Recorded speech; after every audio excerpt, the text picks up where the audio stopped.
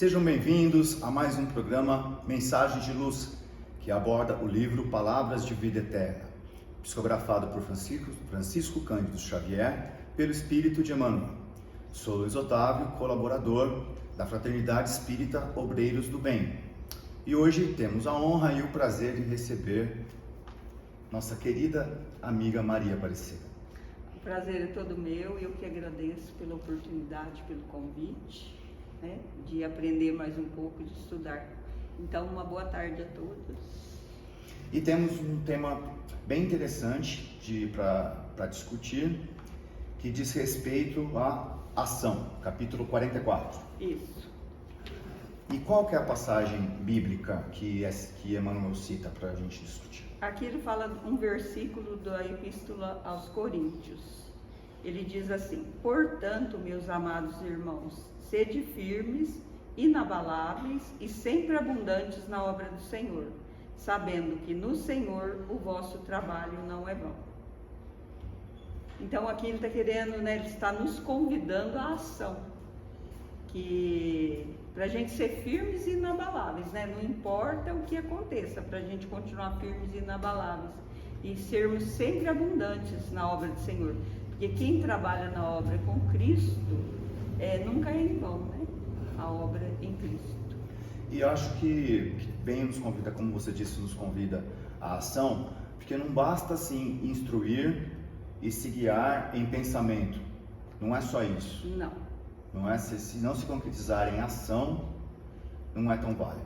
Não, o meu entendimento aqui, eu entendi que ele vem reforçar o que ele diz lá no livro Fonte Viva, o Emmanuel, quando ele diz que a gente tem que adquirir as duas asas, a asa do amor e a asa da sabedoria. Porque se você tiver o amor, mas não tiver sabedoria, você não vai saber colocar o seu amor em ação. E se você tiver só sabedoria e não tiver amor, você não vai saber trabalhar com bondade, a sentir. Tem que estar, essas duas forças tem que estar bem equilibradas. Ele diz que a sabedoria e o amor são as duas asas que nos vão conduzir à perfeição, Muito bem. Daí Emmanuel faz uma espécie de jogo de palavras muito interessante. Jogo de verbos que indica a ação, não é? Isso. Ele cita alguns verbos. Eu vou citar aqui os que ele cita e depois a gente parte para a explicação que ele dá logo em seguida, tudo bem? Tudo bem. Então, Emmanuel nos fala das seguintes ações: sentirmos, desejamos, pensamos, falamos, estudamos, aprendemos, conhecemos, ensinamos, analisamos e trabalhamos. Aqui é uma longa lista. Cita 10 verbos, Isso porque não é um rol taxativo. Não. Então, e aqui ele está dizendo que nós somos impelidos todos os dias, a colocar isso daqui em ação na nossa vida. E para avançar no caminho, nós temos que seguir, colocar em ação esses verbos na nossa vida. Aí eu vejo como ele está nos convidando ao autoconhecimento, que é o primeiro caminho para saber o que nós sentimos, que é o primeiro verbo, que ele diz aqui, é sentir a necessidade do bem de todos. Mas para sentir a necessidade do bem de todos, nós temos que saber o que nós estamos sentindo, Porque se você não souber o que você está sentindo, identificar o teu sentimento, você está com sentimento de tristeza, de rancor, você está com sentimento de felicidade, que sentimento que você está dentro de você? Para trabalhar aquele sentimento, como é que você vai sentir a necessidade do outro se você não sabe nem sentir a sua própria necessidade, Sempre temos que começar conosco mesmo. Isso. Então eu acho que é um convite ao autoconhecimento, Você entrar para dentro de si mesmo e procurar saber o que você está sentindo, o teu sentimento primeiro, para que depois, você desejar com acerto. Porque quando então ele já falou do sentir, do sentir, não é? Então sentir, ter o autoconhecimento para a gente poder perceber os sentimentos dos outros, ele passa para o desejo. Então, aí geralmente a gente tem muitos desejos, aleatórios, a gente não pensa no que está desejando. E a gente sabe que quando a gente deseja uma coisa com muita força, ela se concretiza, né? Então ele diz, para desejar com acerto. Então nós temos que prestar atenção no que nós estamos desejando, para depois não se arrepender, né? Porque podemos desejar qualquer coisa. Exatamente. E tanto isso para o pode se caminho do bem quanto concretizar. para o mal. Então, para desejar com acerto, você tem que saber o que você deseja. Então, você tem que saber o que você está sentindo para você desejar com acerto. E o objetivo de se desejar com acerto é pensar honestamente. Pensar honestamente. Então, aqui o pensar, para você poder pensar honestamente, você tem que pensar com clareza. Né? Então, você tem que saber o que você está sentindo, o que você está desejando, para você pensar com clareza. E meditar, né, naquilo que você está pensando. Que com certeza traz claridade ao pensamento. Exatamente. Depois do pensar honestamente, vem o verbo falar. Para falar aproveitando. Então, muitas vezes a gente fala muita coisa que não se aproveita nada, né? Fora a maledicência. Exatamente. Então, você tem que falar aproveitando. E será que a gente mesmo se escuta? Que hora que nós estamos falando, nós estamos ouvindo o que nós estamos falando? Ou a gente só fala para os outros? Quando a gente, às vezes, fala bonito, fala alguma coisa de bom, será que você está escutando aquilo que você está falando, ou você só está falando para os outros? E muitas vezes esse falar para os outros vem com pré-julgamento. Exatamente. Então, falar aproveitando. Aproveitando para poder estudar com clareza.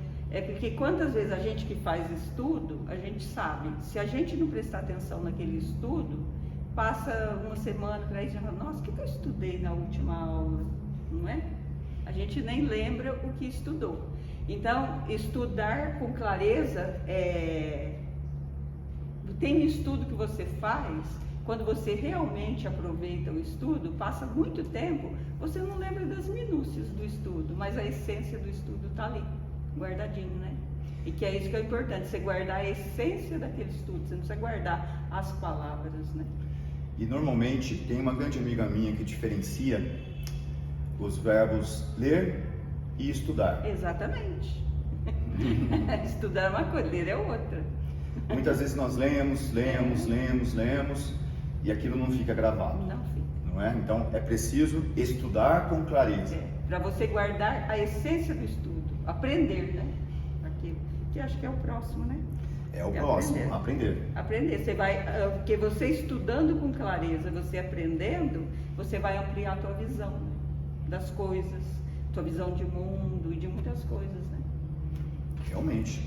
E depois de aprender, conhecer. Conhecer. Porque quando você aprende, você tem uma vivência melhor, né? Você conhece mais as coisas, você é mais sábio, sabe falar com mais sabedoria, aí você vai adquirindo a sabedoria, né? Que ele fala que para as duas asas, né? E quando você adquire a sua sabedoria, você conhece, tem uma vivência melhor, você vai ensinar, né? Que é o próximo. Ele pôs tudo encadeadinho, um vai levando ao outro. Nós que às vezes proferimos algum ensinamento para os outros, a gente sabe que o objetivo maior daquilo é nós aprendermos. Exatamente. Não é? Então, quando ele diz conhecer para ensinar, ou seja, primeiro você tem que conhecer, tem que estudar, aprender, para depois poder passar por outro. Isso vem no autoconhecimento também. No autoconhecimento. É para ensinar com bondade, ele fala, né? Aprender com entendimento, para conhecer discernindo, e conhecer discernindo para ensinar com bondade.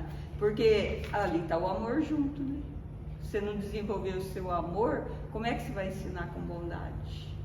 Ensinar vem a sabedoria, né? Da asa da sabedoria. E com bondade, aí o amor, a asa do amor, né? Depois de ensinar, analisar com justiça, né? Que é analisar. É igual quando às vezes a gente vai analisar um fato, alguma coisa que acontece, a gente puxa sempre a sardinha para o nosso lado, né? É sempre o outro que tem a maior responsabilidade. A gente não pega a responsabilidade nossa. Então, cadê a justiça aí? Né? Analisar com clareza. A gente sempre quer jogar a responsabilidade das coisas no outro, como se... Então, nós não estamos analisando com justiça. E esta justiça, esse analisar com justiça, serve para trabalhar em louvor do bem. Então, aí é o verbo trabalhar que ele vem, que é a lição, né? A própria lição de hoje. Trabalhar, colocar em ação tudo aquilo que a gente aprendeu, né? Com todos esses outros verbos, porque a fé sem obras, ela é morta, né? Então, colocar em ação as nossas, tudo aquilo que a gente aprendeu. E é impressionante como ele termina com o verbo trabalhar, que na verdade envolve todos os outros. A gente poderia falar que trabalhar é a soma de todos os outros verbos. Tá tudo integrado, né? Os verbos aí. Ele começou, vem tudo numa sequência, um vai puxando o outro, né? Por isso que ele diz que todos esses, eles vão aqui, que ele fala no começo, nos impele a várias operações, né? Para colocar tudo em ação. Então, em suma, trabalhamos. E aí o finalzinho aqui, o que ele fala ainda, né? É que todos nós somos diariamente constrangidos à ação. Pelo que fazemos é que cada um de nós decide quanto ao próprio destino, criando para si mesmo a inquietante descida à treva ou a sublime ascensão à luz. Quer dizer, ele está falando aqui que nós temos a liberdade de escolha, né? Nós temos que ter liberdade. Já pensou não, a gente deixa muitas vezes outro decidir pela gente, e nós somos responsáveis pelo que nos acontece de ruim, quanto o que tem de bom. Você vai para as trevas ou acende a luz, dependendo das suas escolhas, de como você se conduz, das ações que você coloca em movimento, né? E se você deixa outro decidir por você, você acha que você está eximido da responsabilidade, né? Mas a inação também traz responsabilidade, né? Exatamente. Só de você deixar a responsabilidade para o outro, você escolheu. Você escolheu deixar por conta do outro. E ainda por cima você tem que lidar com a escolha que o outro fez para você, né? Além de tudo, de você ter a responsabilidade, você tem que lidar com a escolha do outro, que ele fez para você. Então, ele deixa bem claro isso aí. Então, o que eu entendi tudo da lição é que tudo no universo está em movimento, né? Não tem nada estagnado. A água parada, ela é insalubre. Mas só superficialmente ela está parada, né? Se nós formos à escala centesimal, aquela escala aqui dos micróbios, dos átomos, não é? Tá tudo em movimento ainda. Os elétrons nos átomos, eles ficam em constante movimento. Então é uma ilusão dizer que a água está parada. Mas só que para nós ela fica insalubre, né? Quando ela fica ali um poço parado, ela fica insalubre. E assim é a nossa vida, né? Se nós ficarmos parados, não colocarmos em ação tudo isso, nós ficamos estagnados, né? Nós ficamos parados. Por isso que ele nos convida à ação. Até tem uma frase do padre Fábio de Mello, que ele diz assim, até eu pus aqui, ó: o pôr do sol, eu achei muito bonito isso, o pôr do sol só é bonito porque ele está acabando.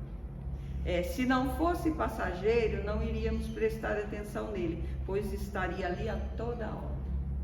Se o pôr do sol estivesse ali direto, não saísse dali, ninguém ia olhar para ele, não é?